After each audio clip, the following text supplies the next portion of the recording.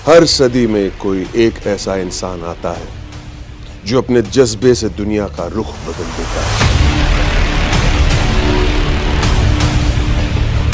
जिसने फुटपाथ पर डिक्शनरीज बेचकर पढ़ाई का खर्चा निकाला और आज बड़े बड़े बिजनेस टाइकून्स उसे कंसल्ट करके डिसीजंस लेते हैं। अनफिट एज अ ट्रेनर बोलकर कंपनीज ने जिसको रिजेक्ट किया था, आज वो एशिया का नंबर 1 मोटिवेशनल स्पीकर का अवार्ड जीत चुका है। और एक ऐसे बिजनेस कोच जिनकी लर्निंग्स अपनाकर कितने ही डूबते हुए बिजनेस और स्टार्टअप्स अपने पैरों पर खड़े हो गए और आज लाखों करोड़ों में खेल रहे।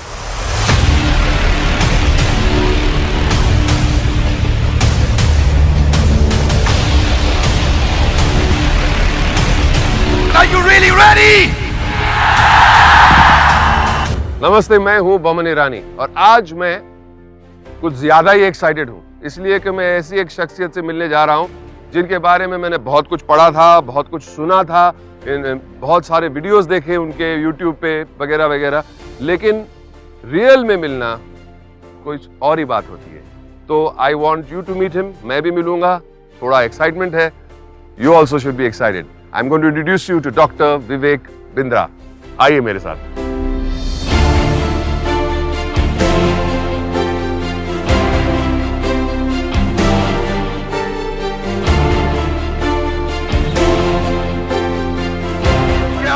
Such a joy. बहुत खुश हूँ, बहुत खुश हूँ। Amazing. You could make it, huh? That was the main thing. I had to come. कैसे भी करके। बहुत नुकसान हुआ है, मैं आपको बताऊंगा क्यों। मैंने बहुत सारे डेट ब्लॉक कर, मैंने अभी नहीं बताऊंगा। But I'm so happy to see you. I'm so happy to see you. You could make it. क्या बस वहाँ बैठते हैं। उस तरफ चलो। Let's go. Please come. Thank you. Thank you very much. क्या बात है sir. Thank you. Thank you. Very proud to be here. बहुत खुश हूँ मैं आज यहाँ पे आया हूँ। लेकिन आपसे एक शिकायत है। बहुत नुकसान हुआ है मुझे। नुकसान हो गया कैसे सर? जब मुझे बताया गया था कि आपसे मिलना है, आपके बारे में बहुत सुना था, पढ़ा था, यूट्यूब पे देखा भी था, तो मुझे आना था जरूर, लेकिन मुझे बहुत डेट्स ब्लॉक करने पड़े, इसलिए मैंने मैनेजर से कहा कि please block any amount of dates, but I have to meet you. आपसे जरूर मिलना है। वाह, amazing, that's so kind of you sir. क्या बात है। तो पहले तो मैं आपको मुबारकबाद देना चाहूंगा कि आपको इकोनॉमिक टाइम्स के जरिए आपको the game changer of India award मिला है। That's absolutely amazing.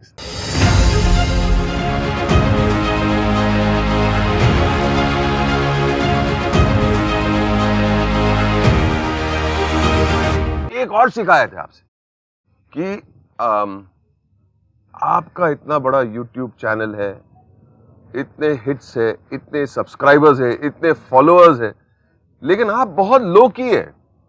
आपके बारे में लोग इतना बहुत जानते नहीं है। तो आई नीड टू नो, और आपके जो फॉलोअर्स है, आपके चाहने वाले कितने लोग हैं, thousands and lakhs and millions of people जानना चाहेंगे आपके बारे में लिटिल मोर। आप बहुत ही लो की है सर। बचपन के बारे में, आपकी शुरुआत, आपकी जिंदगी, आपका बैकग्राउंड, आपके माँ बाप, योर एजुकेशन, आप शरारती थे, गुड बॉय थे, क्या थे, जानना जरूरी है। Let us know. बहुत लोगों ने पूछा था अब तक, यूट्यूब पे कमेंट्स में लोग पूछते थे, जगह जगह पूछते थे अपने बारे में बताइए। तो थोड़ा पर्सनल लाइफ को मैंने अब तक थोड़ा बाहर रखा। बमन जी, थैंक यू, आपने ये पूछा। आपकी लाइफ से बहुत इंस्पिरेशन मिला मुझे। वैसे मेरा लाइफ थोड़ा स्ट्रगल रहा बचपन में जब समझिए मैं लगभग 2.5-3 साल का था, लखनऊ में मेरा जन्म हुआ था। पिताजी का देहांत जल्दी हो गया था और कुछ फैमिली सर्कमस्टांसेस ऐसे रहे कि फिर मैं मदर के साथ भी नहीं रह पाया अपनी। और उसके बाद कुछ समय चाचा के साथ काफ़ी समय जीवन में बिताया, दादाजी के पास बहुत समय बिताया, अलग अलग स्कूल बदले, दिल्ली पहुँचे। और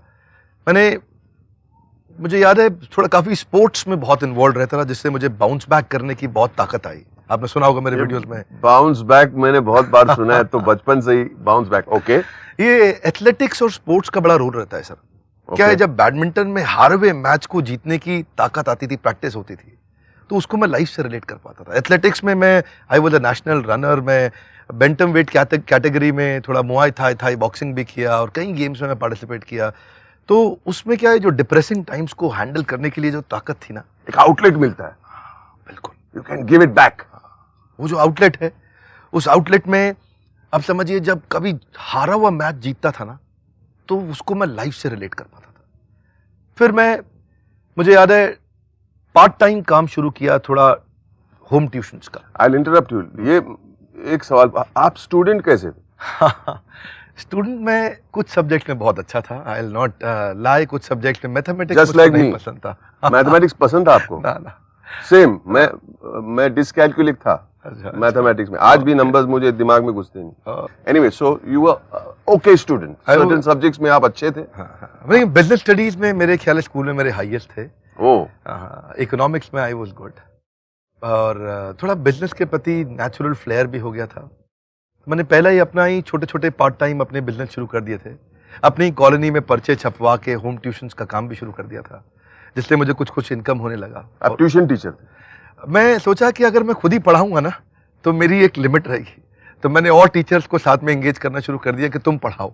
आई थॉट ये स्केल अप हो सकता है। Education with entrepreneurship combination. पहले से ही। आपकी उम्र क्या थी उस वक्त? मेरे ख्याल है तब मैं शायद 16-17 का था। Oh my God. 16 का था मैं। तो आपका एक टीम था, बैच ऑफ टीचर्स, हाँ। जाके कॉलोनी में सबको सिखाते रहते थे। एक्चुअली क्या हुआ, मैं देखिए क्या बोलते हैं ना, वो आवश्यकता ही आविष्कार की जननी है। मेरे को उस समय चैलेंज था, पैसे नहीं थे हाथ में। मैं सोचा अगर ट्यूशन सेंटर खोलूंगा तो केपेक्स लग जाएगा, कुछ कैपिटल एक्सपेंडिचर हो जाएगा, तो कैसे asset light fly light model पे जाएं। तो मैं सोचा कि ऐसा कुछ करते हैं कि होम ट्यूशन ही करते हैं। ऑफिस खोलने का झंझट खत्म, एक लड़का बैठेगा, वो फोन कॉल लेगा, ऐड से आएगा, और वहीं से अपना टीचर जाएगा, उससे भी कमीशन मिलेगा, स्टूडेंट को पढ़ाएगा, उससे भी मिलेगा, मेरा खर्चा आराम से चल जाएगा। खर्चा भी निकलता था, उसके अलावा और कुछ निकलता था उससे? नहीं, थोड़ा सा मुनाफा भी हुआ। मुनाफा हुआ। मेरी अपनी पढ़ाई का भी थोड़ा मैं सपोर्ट कर पाया। तो आप तो कंफर्टेबल हो गए रहेंगे उस वक्त। Why didn't you remain comfortable वहीं पे? Why did you not continue doing that only? Actually ज़रूरत तो बहुत थी ना। मैं university of east London business school में मेरा एडमिशन हो गया था। एमिटी के साथ बाद में मेरा आगे सेकंड सेक्शन था, मैनेजमेंट प्रोग्राम, जब मैं एमबीए कर रहा था। तो तब उसका फीस बहुत ज़्यादा था, और वो मैं नहीं जुटा पाया था उस समय, और वो इच्छा मेरी बाकी रह गई थी। एडमिशन हो गया था, लेकिन उसके लिए बड़ा लोन चाहिए था। बैंक को तो कोलैटरल सिक्योरिटी, गारंटर सब चाहिए है, तो वो सुविधा नहीं थी उस समय। थोड़ा बहुत तो मैं कर सकता था। डिसअपॉइंटमेंट तो डबल होगा कि आपको एक्सेप्ट किया गया था लेकिन आप नहीं जा पाए। What did you feel at that point of time? Mohammed ji, idea बड़ा सिंपल है। ये जो तकलीफ थी ना कि मैं नहीं जा सका वहां पे, ये मैं महसूस कर रहा था मेरे अकेले की नहीं है। मतलब? ये मैंने महसूस किया है कि मेरे उन दिनों भी आसपास मेरी कॉलोनी में, और फिर जो असली भारत है वो दिल्ली और मुंबई से काफ़ी बाहर है।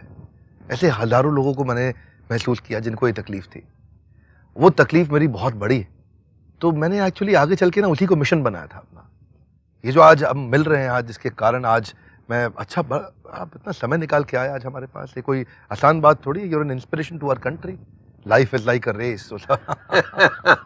नहीं, बट टुडे आज मेरा मौका है। I want to be inspired. तो मैं सवाल पूछूंगा सर आपसे। आप डिसअपॉइंटेड हो गए।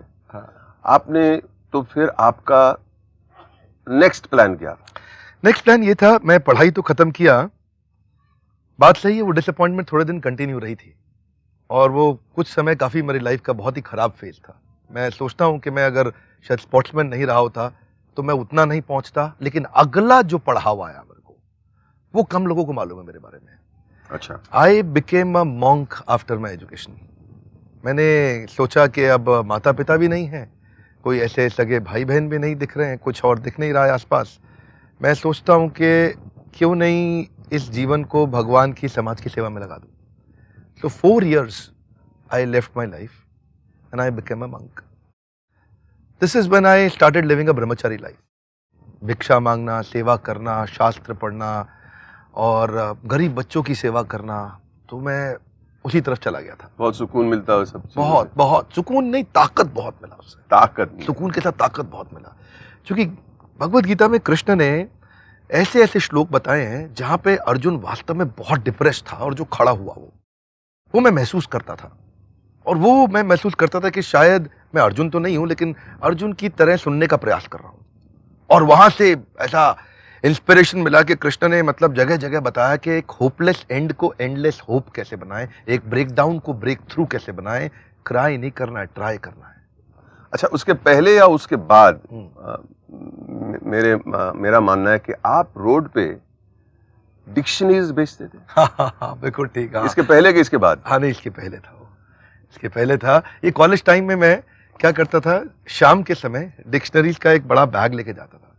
और मेरे ख्याल है, मुझको याद है, एक डिक्शनरी पे मुझको 25-30 रुपया बचता था, और अगर ज़्यादा बेच दूँ तो 50 रुपये तक बच जाता था। 600 रुपये की एक डिक्शनरी होती थी, बड़ी अच्छी। तो ऑक्सफोर्ड वाली? हाँ, ब्लू एंड रेड। हाँ बिल्कुल बिल्कुल। आज मैं बच्चों को देखता हूँ जब रोड पे डिक्शनरी बेचते, तो I will feel a new kind of relationship with that person. क्योंकि अच्छा, तो आप वहां से आप इस्कॉन चले गए। हाँ, और ब्रह्मचारी बन गए। हाँ। वहां से आप एंटरप्रेन्योर कैसे बने? क्या चेंज आया? किसने आपको एडवाइस किया? क्या आप अंदर से आपने, किसी ने आपको कहा, और you told yourself? What was that change? ये चेंज ना, मैं भगवत गीता पे लेक्चर लिया करता था। ओके। और भगवत गीता के बारे में मैं काफ़ी कॉलेजेस में जाके, कहीं कॉर्पोरेट्स में जाके, while wearing dhoti kurta, while wearing the robes, I used to go and then deliver speeches there. और बाद में मेरे गुरुदेव ने मुझे कहा कि आप ज़्यादा अच्छी सेवा कर सकोगे जब आप बाहर संसारिक जीवन में रहोगे। आप यहाँ पे रह के आपकी लिमिटेशन रह जाएगी, क्योंकि आपको ताकत मिल चुकी थी। हाँ, वो ट्रेनिंग थी। वो ब्रह्मचर्य आश्रम में जो इंद्रियों को, सेंसेस को, डिजायर्स को कंट्रोल करके, डिसिप्लिन में रह के, सुबह अर्ली मॉर्निंग उठ करके साधना करके, उसके बाद ताकत अपनी बिल्ड करके, मेडिटेशन साधना के बाद फिर दिन भर का काम करना। कृष्ण कहते हैं गीता में कि पहले मेरा स्मरण करो, उसके बाद कर्म करो, युद्ध करो। अर्जुन को बोला, माम अनुस्मर युद्ध च, पहले अनुस्मरण मतलब रिमेंबर मी, देन युद्ध। तो मेरा युद्ध जो है वो तो ट्रेनिंग इंडस्ट्री का युद्ध है, लोगों को एंटरप्रेन्योर बनाने का। तो आपको ये एडवाइस किसने दिया? मेरे गुरुदेव ने दिया। गुरुदेव ने दिया, कहा कि बाहर जाओ और you will be of more help to society अगर आप बाहर जाके ये नॉलेज को आप डिजिटल प्लेटफॉर्म का अपॉर्चुनिटी मिला हमारे को। उन्होंने मुझसे कहा था कि आप भगवत गीता को मत छोड़िएगा। ओके। हाँ, उन्होंने कहा भगवत गीता को मत तो छोड़िएगा। आपके जो लेक्चर्स थे कॉलेजेस में और कॉर्पोरेट्स में, बेस्ड ऑन भगवत गीता? हाँ, based on Bhagavad Gita, correct. तो आप कितने साल किए वो सब? मेरे ख्याल है मैं लेक्चर्स तो 2006 में ही शुरू कर दिया था देना, पर इसको जो बिजनेस में हमने जो बनाया था वो 2013 में शुरू किया था। उसी में मेरा यूट्यूब चैनल भी उस समय शुरू किया। तो फिर आपने कॉर्पोरेट स्पीकिंग का काम शुरू कर दिया, but that also requires money, no sir? पैसे की जरूरत पड़ती है ना उसके लिए। ठीक, वो पैसे आए कहाँ से? हाँ मामा जी, पैसे नहीं थे बस शुरू में। एक्चुअली यही नहीं कि हमेशा कोई भी स्टार्टअप और बिजनेस में दो चीजों का चैलेंज होता है, एक पैसा और एक मैन पावर। तो क्या किया क्या आपने? ऐसा था कि जब हायरिंग कराना मैंने शुरू में, तो लोग आते थे, इंटरव्यू देते थे, छोटा सा एक कमरे का ऑफिस देखते थे ऐसा ऐसा करके, और उसके बाद मैं उनको बोलता था बड़ा सपना है, बहुत बड़ी कंपनी बनाएंगे, पूरे देश में परिवर्तन लाएंगे। तो फिर ऊपर देखते थे एसी नहीं लगा है, इधर आजू बाजू देखते थे कोई आदमी नहीं बैठा, तो चले जाते थे। नेगोशिएट भी नहीं करते थे सैलरी, तो बात भी नहीं करते? बात नहीं करते। इधर कोई फ्यूचर ही नहीं है। फ्यूचर नहीं है ना, क्योंकि देखिए अच्छी टैलेंटेड मैन पावर नहीं आती है। ऐसा फिर धीरे धीरे मुझे जर्नी समझ में आया, तो मुझे ये समझ में आया कि अभी मेरी कंपनी में वो लोग आएंगे जो सबैटिकल पे है। सबैटिकल मतलब जिसके पास जॉब नहीं है अभी वो आदमी आएगा जो कोई पार्किंग लॉट की तरह जॉब ढूंढ रहा है, जिसको 3-4-5 महीने का जुगाड़ चाहिए, जब उसकी अच्छी लग जाएगी तो यहां से निकल जाएगा। लेकिन वो आदमी जाएगा नहीं कभी। नहीं, जाते लोग, जाते। अच्छा। मैं प्रिपेयर्ड हो गया था कि शुरू के 20-25 लोग ऐसे ही हायर करूंगा और इनकी शक्ल दिखा के बढ़िया आदमी लेकर के आऊंगा। ये बाद में रहें या जाएं कोई बात नहीं, लेकिन अच्छी मैन पावर दिखाने के लिए, लाने के लिए कुछ तो लोग रहने चाहिए कंपनी में। तो मैं प्रिपेयर्ड था 1 साल के। एक्चुअली विजुअल मैन पावर तो दिखनी चाहिए ना, दिखनी चाहिए विजुअली कि मतलब है लोग काम, ये काम काज है, कारोबार है। अच्छा, okay, I am getting your drift sir, I am understanding your mind. या खर्चा बचाना था, ऑफिस छोटा था, बाथरूम नहीं था वहां पे, पब्लिक वॉशरूम में जाना पड़ता था। शुरू में मुझे याद है कुछ दिन तो ऐसे थे कि मैं अपने ऑफिस के एम्प्लॉयज को वॉशरूम में जाने का टाइम बताया था, ये टाइम पे आप वॉशरूम जाया करो। उससे पहले मैं क्या करता था एक्चुअली, उससे पहले मैं खुद जाके पहले वॉशरूम धोता था। क्या बात ताकि क्या कि वो टॉयलेट इतने गंदे थे कि अगर महिला उसको यूटीआई जैसे कई इन्फेक्शन कैच कर सकते हैं, और वो पब्लिक टॉयलेट तो आप जानते हैं कि नोबडी टेक रिस्पॉन्सिबिलिटी। लेकिन मुझे ये डर था कि आज अगर मैंने वॉशरूम इनके लिए धोया नहीं ना, तो ये मेरे को छोड़ के चले जाएंगे, और अगर ये छोड़ के चले गए, बढ़िया मैन पावर नहीं रही मेरे साथ, तो मैं आगे अपना सपना जो देश में इम्पैक्ट लाने का था। सर मैं आपको रोकूंगा, आपने अभी इसके बीच में एक बहुत बड़ी बात कही। अगर ये लोग चले जाएंगे, आपने कहा टॉयलेट की वजह से, मैंने आज तक नहीं सुना कि कोई भी काम करने आता है वो टॉयलेट की वजह से, ये भी ऐसा कोई प्रॉब्लम होता है। पर आपने ये कहा कि अगर ये लोग चले जाएंगे तो मेरा वो जो बड़ा सपना है वो अधूरा रह जाएगा। तो बिफोर वी गो ऑन, मुझे ये सुनना है कि बड़ा सपना, ये सपना क्या था आपका? सपना बड़ा सरल था कि जो तकलीफ मैंने सही, आज हम मानते हैं, मैं हमेशा बोलता हूं कि हमारा जो कंटेंट है वो पेरिस के लिए नहीं है, पीलीभीत के लिए है, वो भागलपुर के गांव के गरीब बच्चे के लिए, बॉस्टन के लिए नहीं बना रहे हम लोग, हम मैनहट्टन, मैनचेस्टर, मेलबर्न के लिए नहीं बना रहे, हम मोगा के लिए बना रहे हैं। तो वो जो देश में बड़ी क्रांति लानी थी, उसके रेवोल्यूशन की जर्नी को मैं पहचान रहा था। और वो बड़ा सपना जो था ना, वो यही था कि अगर एक आम आदमी को हम अफोर्डेबल एजुकेशन दे दिया मैनेजमेंट का, और 5 बेस्ट यूनिवर्सिटीज है, हार्वर्ड है, वॉटन है, स्टैनफोर्ड है, INSEAD है, लंदन स्कूल ऑफ बिजनेस है, अगर ये 5 बेस्ट यूनिवर्सिटीज इस लेवल का कंटेंट हम दे सकें, तो उसके लिए मैन पावर चाहिए था, मैं अकेला नहीं कर सकता था। अब शुरुआत कहाँ से होती है? From the washroom. हाँ जी, सोचो हाँ जी, कि आपका जो सपना था, मतलब you are talking about Stanford and Wharton and Princeton, लेकिन आप टॉयलेट साफ कर रहे हैं वो सपना प्राप्त करने के लिए। I have never heard of anything, मेरे लाइफ में मैंने ऐसी बात कभी सुनी नहीं जो एक इंसान बोल रहा है कि मेरा सपना वर्ल्ड क्लास से भी वर्ल्ड क्लास का लक्ष्य है मेरा, और लेकिन शुरुआत मैं करूंगा टॉयलेट साफ करने से। I can not imagine this, I can not even conceive कि ऐसी कहानी कोई लिख सकता है। दुनिया में लोगों ने बहुत स्ट्रगल देखे हैं, बहुत, लेकिन ये बहुत यूनिक स्ट्रगल है। जी जी, तो मुझे बहुत कुछ और जानना है हाँ। इसके बारे में। मैं एक दफ़ा बड़ा अमेजिंग एक्सपीरियंस था मुझे कि पानी की टंकी हमारी ख़राब हो गई थी, लीक कर गई थी छत पे, बाथरूम में जो पानी जाता था। अब क्या होता है, एम्प्लॉयज के मन में छोटी भी नेगेटिविटी आती है तो नीचे चाय की टपरी पे जाकर के आपस में बात करते हैं, ये कंपनी में दम नहीं है, ये चलेगी नहीं कंपनी, ये निकल यहाँ से, ये साथ साथ ढूंढता रहे।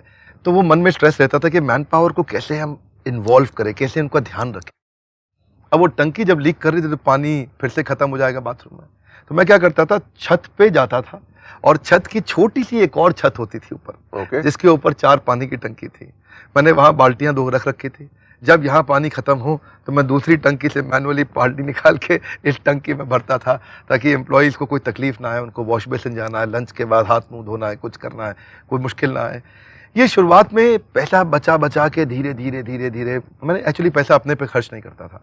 मैं आज भी अपने घर में रहता हूँ, आज आप घर पे हमारे, मैं कुर्ता पजामा सिंपल लाइफ में रहता हूँ। मैं अपने पे खर्च नहीं किया, मैं चाहता था कि एम्प्लॉयज़ को रिटेन करें, और फिर धीरे धीरे अच्छी मैन पावर आई, उन्होंने हमारी वैल्यूज़ देखी, समझा, पहचाना, और फिर रुक गए। आज भी जो लोग उस समय मेरी कंपनी की शुरुआत में थे, उनमें से लगभग सारे लीडर्स आज भी हमारे साथ हैं, कोई छोड़ के नहीं गया हमारे को। बिकॉज दे हैव सीन, देख रहे कि ये इंसान क्या क्या कर रहा है, टंकी के लिए चढ़ रहा है, जाके हम बाथरूम में जाने के पहले जाके खुद साफ कर रहे हैं। It's very inspiring sir. एक दफ़ा मैं आपको बताता हूँ, मैं क्योंकि था तो मैं मंदिर में, ब्रह्मचारी आश्रम में, तो बिजनेस का डायरेक्ट एक्सपीरियंस नहीं था, बिजनेस फैमिली नहीं थी। एक दफ़ा कुछ ऐसा गलती हो गया था मुझसे, और ऐसा समय आया था, 2016 की बात है। उस समय मेरी बड़े 5-6 बड़े कॉर्पोरेट के प्रोजेक्ट थे। वैसे सब कॉर्पोरेट हमसे काम करते थे, लेकिन ये बड़े लार्ज साइज प्रोजेक्ट थे। इनके दम पे हमने काफ़ी बड़ी मैन पावर हायर करी थी, लगभग 100 लोग के आसपास हो गए थे टीम में 2016 में। और अचानक कुछ ऐसा हुआ कि मेरे 6 प्रोजेक्ट इकट्ठे खत्म हो गए बिना पैसा दिए, 3-3 महीने का पैसा पेंडिंग था। अच्छा, आउटस्टैंडिंग मतलब उन्होंने मेरे को दिया नहीं। अब ये आउटस्टैंडिंग का भी जो चक्कर है लोग बहुत आइडेंटिफाई करते हैं इससे। हाँ बहुत hard। इसकी वजह से बहुत सारे बिजनेस खत्म हो जाता उनके भी सॉल्यूशंस होंगे आपके है। पास। बिल्कुल बिल्कुल। यू मस्ट बी ऑन अब योर तो हम सिखाते सिखाते हैं लोगों को। Anyway go on sir. Employees के प्रति कमिटमेंट बहुत जरूरी है। वो मैंने ऐसा सिखाया और ऐसा खुद प्रैक्टिस किया कि जब हमारी कंपनी में पैसा आना बंद हो गया अचानक, और मुझे याद है 23 जून 2016 थी, और मुझे अचानक पता चला कि 3-3, 4-4 महीने से पैसा आया नहीं, और क्लाइंट ने अचानक ईमेल करके बोल दिया कि हम प्रोजेक्ट डिसकंटिन्यू कर रहे हैं, और अचानक कंपनी में सब हड़कंप हो गया। हमारे यहाँ तनख्वाह देने की तारीख थी 7 जुलाई। हर महीने की 7 तारीख को हम तनख्वाह देते हैं। 7 तारीख से पहले 23 जून से 30 जून तक मैंने तैयारी करके अपने मकान को बेच दिया, और लोगों को पता नहीं, आज भी मेरे एम्प्लॉइज को नहीं पता थी ये बात, बहुत लंबे समय तक उनको नहीं पता थी कि मैं 7 जुलाई की मेरी कमिटमेंट है, क्योंकि हमने अपनी लाइफ में पहले दिन ही सोच लिया था कि एम्प्लॉइज की सैलरी जिंदगी में कभी डिले नहीं होने देंगे। एक भी दिन ऐसा नहीं होगा जब मैं स्टार्टअप में पैसा नहीं होता, लेकिन कैसा भी करके इनकी सैलरी टाइम से पहुंचाएंगे, मैं नहीं दूँ, अगर कुछ भी नहीं मिलेगा मेरे को चलेगा। वही हुआ। 7 तारीख को सबको सैलरी मिली, लेकिन धीरे धीरे लोगों को पता चल गया था कि हालत खराब है कंपनी की, बहुत हालत खराब है। तो वही हुआ, 100 में से काफ़ी सारे कुछ एम्प्लॉय छोड़ के गए, कुछ को हमें भी थैंक यू बोलना पड़ा, कुछ को हमें बोलना पड़ा थोड़ा रुको, थोड़ा बताएंगे आपको, थोड़ा और कहीं काम कर लीजिए थोड़े दिन के लिए। उनको 1 महीने का नोटिस का पैसा दिया, उनकी तनख्वाह का पैसा दिया, वो लोग गए, और वहाँ से मेरा वो जो भगवत गीता की ताकत थी ना, वहाँ से मैं फिर से खड़ा हुआ, और 3 से 4-5 महीने के अंदर अंदर हमने कंपनी का फिर से टर्न अराउंड ला दिया। Bounce back. बैडमिंटन। हाँ जी बिल्कुल। स्पोर्ट्स। हाँ, the sportsman in you came alive. Correct. हाँ जी। फिर लेकिन अगर आप मेरी बैलेंस शीट देखोगे, 2013, 14, 15, 16, 17, 18 और अब 19 की क्लोजिंग जो हमारी हुई है अभी, 18-19 की है, पूरे साल में फाइनेंशियल इंपैक्ट किसी को नहीं पता चलेगा। उसका कारण क्या है? 2 क्वार्टर खराब हुए, लेकिन अगले 2 क्वार्टर इतने अच्छे कर दिए, बैलेंस हो जाता है कि वो पिछले साल से 3 गुना ज्यादा ग्रो कर गया ये साल। मैं आपको बताता हूं, हमारा एक टारगेट रहता है कि हमारी कंपनी हर साल 300% ग्रो करनी चाहिए, 300% हमें ग्रो करना है हर साल। तो वो जो जून में दिक्कत आया, वो जुलाई, अगस्त, सितंबर में हमने कवर किया, और अक्टूबर से लेकर मार्च तक वो फाइनेंशियल ईयर हमने फिर से लास्ट के 6 महीनों में हमने पिछले 6 महीने को इतना कवर अप कर दिया कि फिर से कंपनी 3 गुना ग्रो कर गई। क्या हुआ? ये मेरे ख्याल में ये क्षमता लोगों के पास है, पर वो जल्दी से सामने वाले अंधेरे को देख के घबरा जाते हैं। ज्यादातर बिजनेसमैन क्यों फेल होगा? उसको दूर की जर्नी नहीं दिखती है, उसको समझ नहीं आता कि ये जो अंधेरा है, इस अंधेरे में मैं कहां जाके निकलूंगा, और वहां वो घबरा के खत्म हो जाता है। डोंट पैनिक, बेसिकली आपका बोलने का मतलब है डोंट पैनिक। अगर आपको रोशनी नहीं दिखती है, लेकिन अगर आपका प्लान सॉलिड है, यू विल सक्सीड। बोलने का मतलब ये है। करेक्ट। सुपर। डॉक्टर साहब, आपकी जगह कितनी खूबसूरत है, आप दिखाइए तो। जी जी जी जी, क्या बात है, क्या बात है सर। आइए आइए, please go, let's go. Thank you. आइए वॉक कर। हाँ जी।